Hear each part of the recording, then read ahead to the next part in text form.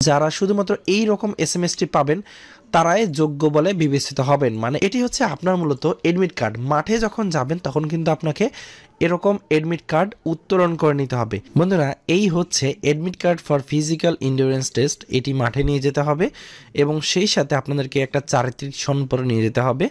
সেই সাথে অভিভাবক অনুমতিপত্র সহ আরও কিছু প্রয়োজনীয় কাগজপত্র আপনাকে অবশ্যই বাংলাদেশ পুলিশের কনস্টেবল নিয়োগের যে মাঠ অনুষ্ঠিত হবে সেটি কিন্তু নিয়ে যেতে হবে। আসসালামু আলাইকুম, কেমন আছেন বন্ধুরা? আশা করি সবাই ভালো আছেন, সুস্থ আছেন। তো বরাবরের মতো আজকে বাংলাদেশ পুলিশ কনস্টেবল নিয়োগের একটা গুরুত্বপূর্ণ টপিকস আলোচনা করার জন্য চলে এসেছি। তো এটি হচ্ছে আপনারা মাঠে যাওয়ার সময় আপনি কি কি সাথে নিয়ে যাবেন, এই বিষয়টা যদি আপনি পুরোপুরি না বোঝেন তাহলে কিন্তু আপনাকে মাঠ থেকে বের করে দেওয়া হতে পারে।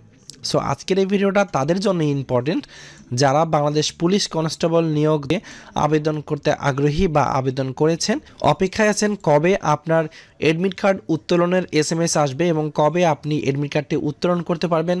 সব কিছুই আমি আলোচনা করব, আপনারা শুধু ধৈর্য সহকারে পুরো ভিডিওটা দেখার চেষ্টা করবেন। মূল ভিডিওটি আলোচনা করার পূর্বে ছোট্ট একটা রিকোয়েস্ট থাকবে, যারা এখনও আমার ভ্লগ চ্যানেলটি সাবস্ক্রাইব করেন নাই, ভিডিও ডেসক্রিপশন এবং প্রথম কমেন্টে লিঙ্ক দেওয়া আছে, অবশ্যই চ্যানেলটি সাবস্ক্রাইব করে রাখবেন।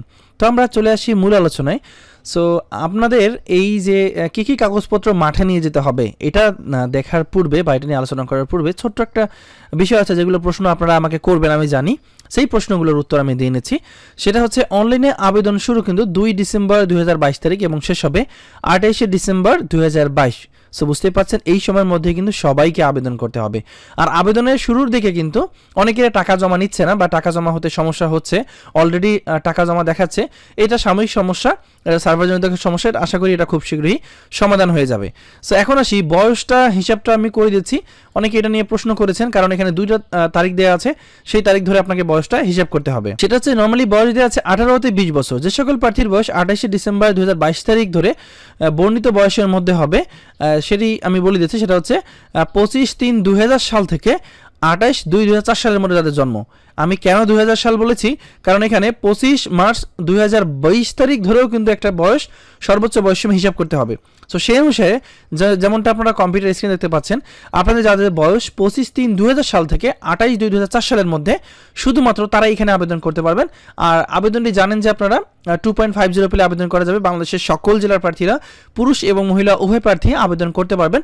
পুরুষ প্রার্থীদের জন্য 5 ফুট 6 ইঞ্চি উচ্চতা হতে হবে এবং নারী প্রার্থীদের জন্য হচ্ছে 5 ফুট 4 ইঞ্চি, এসহ অন্যান্য কিছু যোগ্যতা দেওয়া আছে। সো আবেদন কিভাবে করবেন সেই বিষয়টা নিয়ে কিন্তু অলরেডি আমি ভিডিও তৈরি করেছি আমার চ্যানেলের ভিডিও সেকশন থেকে, অথবা এই ভিডিও ডেসক্রিপশন থেকে আবেদনের পদ্ধতিটা ভালোভাবে দেখবেন, দেখে আবেদন করবেন। কারণ অনেকেই আছে আবেদন করার পর আপনাদের এডমিট কার্ড আসে না। সো চেষ্টা করবেন এই ভিডিওটা দেখার। এবং সেই সাথে আপনারা জানেন বাংলাদেশ সেনাবাহিনীর সৈনিক পদের যে নিয়োগ বিজ্ঞপ্তি সেটিও কিন্তু অলরেডি প্রকাশিত হয়েছে, চাইলে আপনারা সেটাও দেখে নিতে পারেন। তো আমরা মূল আলোচনায় যাব, সেটি হচ্ছে প্রয়োজনীয় সনদসমূহ আসলে কি কি আপনাকে মাঠে নিয়ে যেতে হবে। তো অনেকেই ভুল করেন, তো ভুলগুলো যাতে না করেন তার জন্য এই অগ্রিম ভিডিওটা তৈরি করার এবং আপনাদেরকে বিষয়টা নিয়ে জানিয়ে দেওয়া, ঠিক আছে? তো প্রথমে দেখতে পাচ্ছেন যে এখানে admit card for physical endurance test. So এই admit card for physical endurance test এটি আসলে কি জিনিস, আপনারা অনেকে এটা বলতে পারেন। তো এটি হচ্ছে আপনার মূলত এডমিট কার্ড। মাঠে যখন যাবেন তখন কিন্তু আপনাকে এরকম এডমিট কার্ড উত্তোলন করে নিতে হবে। আর এই এডমিট কার্ডটা আপনারা কোথায় পাবেন, একটা বিষয় বলে রাখি, সেটা হচ্ছে যে সার্কুলারটি প্রকাশ করা হয়েছে সেই সার্কুলারে কিন্তু মাঠে উপস্থিত হওয়ার একটা তারিখ দেওয়া আছে, কোন জেলায় কোথায় গিয়ে উপস্থিত হতে হবে, কত তারিখে উপস্থিত হতে হবে, শারীরিক মাপ, কাগজপত্র যাচাই ও ফিজিক্যাল এন্ডুরেন্স টেস্টের জন্য কিন্তু একটা ডেট দেওয়া আছে। তো ওই ডেটে কিন্তু অবশ্যই আপনাকে যেতে হবে। সো 3টা বিষয় দেওয়া আছে এখানে, পর্যায়ক্রমিকভাবে সবগুলো আপনারা কিন্তু দেখে নেওয়ার চেষ্টা করবেন। আর যে বিষয়টা বলছিলাম যে এই যে আপনার ফিজিক্যাল এন্ডুরেন্স টেস্টের জন্য যে এডমিট কার্ড এটি আসলে কবে নাগাদ আসতে পারে। সো এখানে যে ডেটগুলো দেওয়া আছে এই ডেটের ঠিক ধরেন 7 দিন বা 8 দিন আগে বা 6 দিন আগে কিন্তু আপনার কাছে কীরকম এসএমএস যাবে আমি সেটাও আপনাদেরকে বলে দিচ্ছি। আপনার কাছে কিন্তু এরকম মেসেজ চলে আসবে, PSQ মানে হচ্ছে police headquarters info for TRC recruitment, মানে training recruit constable recruitment. And এখানে dear MD Tanvir Hossain. So আপনাদের কাছে কিন্তু এরকম এসএমএস যাবে, you are selected to appear physical endurance test. So এখানে কিন্তু প্রিলিমিনারি স্ক্রিনিং করা হবে।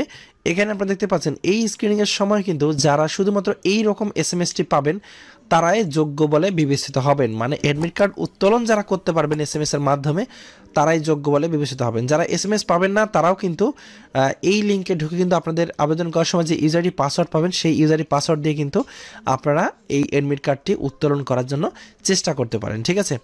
তো যখন আপনি এটা পাবেন, পাওয়ার পর অবশ্যই আপনাকে এখানে কিন্তু ইউজার আইডি পাসওয়ার্ড দেওয়া থাকবে। ইউজার আইডি পাসওয়ার্ড দিয়ে কিন্তু আপনাকে এই যে কার্ডটি আছে admit card for physical entrance test, এটি কিন্তু আপনাকে অবশ্যই উত্তোলন করে নিতে হবে। এখানে আপনার রোল নাম্বার দেওয়া থাকবে, নাম থাকবে, পিতামাতার নাম থাকবে, ডিস্ট্রিক্ট দেওয়া থাকবে, ভেন্যু কোথায় আপনার পরীক্ষা হবে বা পরীক্ষা নেওয়া হবে সেটা দেওয়া থাকবে। আমি পরীক্ষার বিষয়টা একটু পরে বলে দেবো যে আসলে আপনাদের পরীক্ষাটা কোথায় হবে। সো এখানে আপনার যে জেলার পুলিশ লাইন্স আছে সেখানেই কিন্তু হবে। এখানে প্রত্যেকটা জেলায় কিন্তু পুলিশ লাইন্স আছে, আপনারা সেখানে যোগাযোগ করলে কিন্তু আপনাদের মাঠের বিষয়টা আপনারা আরও বেশি শিওর হতে পারবেন। আমাদের কিন্তু admit card for physical endurance test মানে প্রথম যেটা দেওয়া আছে এটা আমাদের 2 কপি আপনাকে কালার কপি করে নিতে হবে এটি।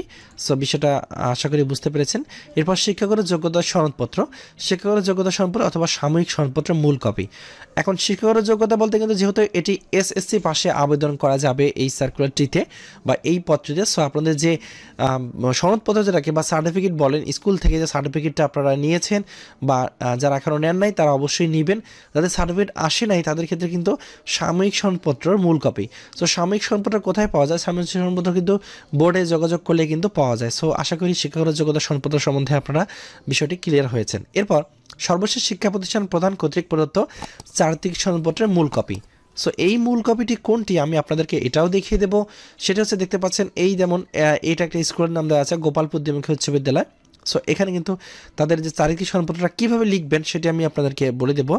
দেখেন আপনারা অনুরূপভাবে কিন্তু লিখে নিয়ে যাবেন, আপনাদের যে স্কুল থেকে পাস করেছেন সেই স্কুলের এখানে একটা এরকম করে লিখবেন, লেখার পর চারিত্রিক সনদপত্র লিখবেন, লেখার পর লিখবেন এই মর্মে প্রত্যয়ন করা আছে যে, যেমন এখানে আমি আমারটা লিখেছি, এখানে আপনার নাম দিবেন, পিতার নাম দিবেন, মাতার নাম দিবেন, আপনার ঠিকানাটা উল্লেখ করবেন। এরপর আপনি যে শিক্ষা বোর্ডের আওতা থেকে পাস করছেন সেই শিক্ষা বোর্ড উল্লেখ করবেন, পাশের বছর উল্লেখ করবেন এবং আপনি কত পয়েন্ট পেয়েছেন সেটা উল্লেখ করবেন, পরীক্ষার রোল নাম্বার, রেজিস্ট্রেশন নাম্বার, শিক্ষাবর্ষ সব কিছু কিন্তু অনুরূপভাবে উল্লেখ করবেন। আর এই চারিত্রিক সনদপত্র যদি আপনি পেতে চান তাহলে এই ভিডিও ডেসক্রিপশন এবং প্রথম কমেন্ট চেক করে দেখবেন, এর নমুনাটাই দেওয়া থাকবে। সো সেখান থেকে ডাউনলোড করে নেবেন। সো অনুরূপভাবে কিন্তু আপনারা এই চারিত্রিক সনদপত্র তৈরি করে কিন্তু হেড স্যারের কাছে কিন্তু সত্যায়িত করে নিতে হবে। ইন্টার পাস করেছেন তাদের ক্ষেত্রে কিন্তু অবশ্যই আপনাদের কলেজ থেকে নিতে হবে, যারা স্কুল থেকে পাস করে কলেজে পড়ছেন তাদেরকে কিন্তু অবশ্যই স্কুল থেকে নিতে হবে। এটাকে আপনাকে সর্বশেষ শিক্ষা প্রতিষ্ঠান বলা হচ্ছে, ঠিক আছে। তো আমরা এরপর দেখি এখানে দেখতে পাচ্ছেন যে নাগরিকত্ব সনদপত্র। সো নাগরিকত্ব সনদপত্রটা আপনি কোথায় পাবেন? আপনি যদি সিটি কর্পোরেশন এলাকার হয়ে থাকেন তাহলে কিন্তু আপনি সেটি মেয়রের কাছে পাবেন। আপনি যদি ইউনিয়ন পরিষদের এলাকা হয়ে থাকেন তাহলে কিন্তু আপনি সেটি চেয়ারম্যানের কাছে পাবেন। সো স্থায়ী নাগরিকত্ব সনদপত্রের মূল কপি অবশ্যই আপনাকে দিতে হবে, যেটাকে আমরা নাগরিকত্ব সনদপত্র বলে থাকি। অভিভাবকের সম্মতিপত্র। সো আপনার অভিভাবক যে আপনাকে সম্মতি দিয়েছে যে আপনি বাংলাদেশ পুলিশে জয়েন করতে তার কোনো বাধা নেই এরকম কিন্তু কিছুটা লেখা থাকবে। সো সেটা হচ্ছে কীরকম লেখা থাকবে আমি সেটা আপনাদেরকে আলোচনা করে দেখিয়ে দিচ্ছি। তো অভিভাবক সম্মতিপত্র অনুরূপভাবে কিন্তু আপনারা এভাবে তৈরি করবেন। এই মর্মে প্রত্যয়ন করা যাচ্ছে যে আমার নাম দেওয়া আছে, পিতার নাম, মাতার নাম, আমার ঠিকানা দেওয়া আছে, সে অত্র ইউনিয়নের স্থায়ী বাসিন্দা। এখানে উল্লেখ থাকবে আমার পুত্র মোহাম্মদ রায়হান কবির। সো এখানে কিন্তু আমার পুত্র বলতে কিন্তু আমার বাবা এখানে উল্লেখ করছে, ঠিক আছে। সো আমার পুত্র মোহাম্মদ রায়হান কবির। সো এখানে আমার নামটা দেওয়া আছে, বাংলাদেশ পুলিশ বাহিনীর একজন গর্বিত সদস্য হতে ইচ্ছুক। সো আপনি এখানে আপনার বাবা অনুসারে লিখবেন আমি তাকে অনুমতি প্রদান করছি, এরকম উল্লেখ থাকবে এবং বাম পাশে উল্লেখ থাকবে আমি তার উজ্জ্বল ভবিষ্যৎ কামনা করি। এই বাম পাশে দেখতে পাচ্ছেন চেয়ারম্যানের সিগনেচার থাকবে, কোন ইউনিয়নের চেয়ারম্যান, মোবাইল নাম্বার সহ থাকবে এবং ডান পাশে এখানে এই প্রত্যয়নটা কিন্তু আপনার বাবা আপনাকে দিচ্ছে, আপনার চেয়ারম্যান শুধু সত্যায়ন করে দিচ্ছে। সো এখানে আপনার বাবার নাম থাকবে, বাবার পিতার নাম থাকবে, বাবার ঠিকানাটা এখানে থাকবে। আশা করি আপনারা বুঝতে পেরেছেন। আর এই বিষয়গুলা যদি আপনারা ডাউনলোড করতে চান, এই অভিভাবক সম্মতিপত্র সেই সাথে চারিত্রিক সনদপত্র এগুলো যদি ডাউনলোড করতে চান তাহলে এই ভিডিও ডেসক্রিপশন এবং প্রথম কমেন্ট চেক করে দেখবেন, আমি সেখানে কিন্তু এই লিঙ্কগুলো দিয়ে দেবো, আপনারা সেখান থেকে ডাউনলোড করে নিতে পারবেন। এরপর মূল বিষয় হচ্ছে জাতীয় পরিচয়পত্র। প্রার্থী জাতীয় পরিচয়পত্রের মূল কপি দিবেন। যদি মূল কপি না থাকে সেক্ষেত্রে আপনাকে কিন্তু অবশ্যই বাবা মায়ের এনআইডি কার্ডের মূল কপি সাথে নিয়ে যেতে হবে। এবং দেখেন ছবির কথা বলা আছে, সরকারি গেজেটেড কর্মকর্তা কর্তৃক সত্যায়িত 3 কপি সদ্য তোলা পাসপোর্ট সাইজের রঙিন ছবি। সো আপনাকে 3 কপি রঙিন ছবি দিতে হবে, এটা তো বোঝার কিছু নাই, এটা আমরা জানিনি। আর একজন বিশেষ ক্যাডারের মাধ্যমে অবশ্যই সত্যায়িত করে নিতে হবে। এবং এখানে মুক্তিযোদ্ধা সন্তান এবং শহীদ মুক্তিযোদ্ধা সন্তানের ক্ষেত্রে কিন্তু তাদের প্রমাণপত্র অবশ্যই গেজেটের যে কপিটা আছে সেটি কিন্তু সাথে নিয়ে যেতে হবে। আনসার বিডিবির কোটা কারো থাকলে সেপক্ষে কিন্তু অবশ্যই ডকুমেন্ট নিতে হবে এবং ৭০ দিনের মৌলিক প্রশিক্ষণ অংশগ্রহণের সনদের মূল কপি সাথে নিয়ে যেতে হবে। এতিম যারা সরকারি এতিমখানা থেকে পাশ করেছেন তাদের ক্ষেত্রে কিন্তু তাদের প্রত্যয়নপত্র লাগবে। যারা ক্ষুদ্র নিগোষ্ঠী তাদের ক্ষেত্রে তাদের জেলা প্রশাসক অথবা উপজেলা নির্বাহী অফিসার কর্তৃক প্রদত্ত সনদপত্রের মূল কপি দিতে হবে। চাকরিজীবী প্রার্থীদের ক্ষেত্রে অনুমতিপত্র, যারা বিভিন্ন দপ্তরে জব করছেন তাদেরকে কিন্তু অবশ্যই অনুমতিপত্র সাথে নিয়ে আসতে হবে। ঠিক আছে।